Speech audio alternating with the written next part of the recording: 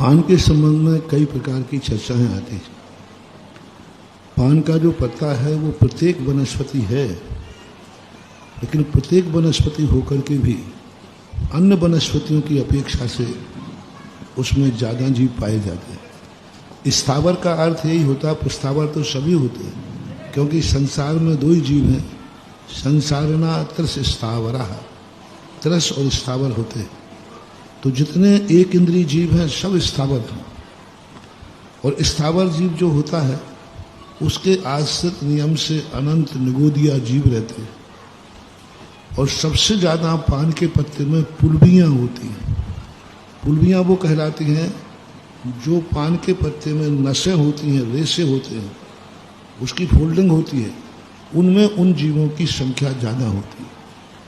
अन्य पत्तों में पुलबियाँ कम होती हैं, लेकिन उसके अंदर, पान के अंदर आप पीछे पान को पलट के देखो कितनी नसें होती हैं उसमें।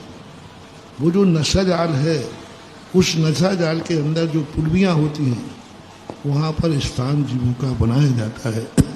अन्य पत्तों की अपेक्षा से इस प्रकार की उसकी चर्चा आई है, लेकिन ऐसा हम सर्वथा अभक्ष नहीं कह सकते, लेकिन फिर भी बचा जा सकता है तो बचा सकता है, क्योंकि उसको और सब पत्ते जो खाए जाते हैं वे या तो दवाई के रूप में खाए जाएंगे या पेट भरने के रूप में खाए जाएंगे।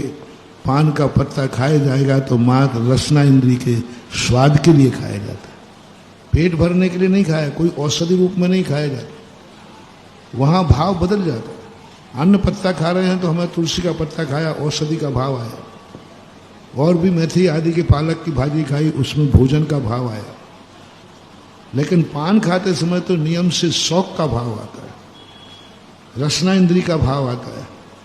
तो उसके अंदर संसार के सभी पत्तों की अपेक्षा पान के पत्ते में रागांश ज़्यादा है, उसमें हमारी गृद्धता ज़्यादा है, उसके हमारे परिणामों में जो गृद्धता आती है वो ज़्यादा आती है। इस अपेक्षा से उसको गौण किया जाता है।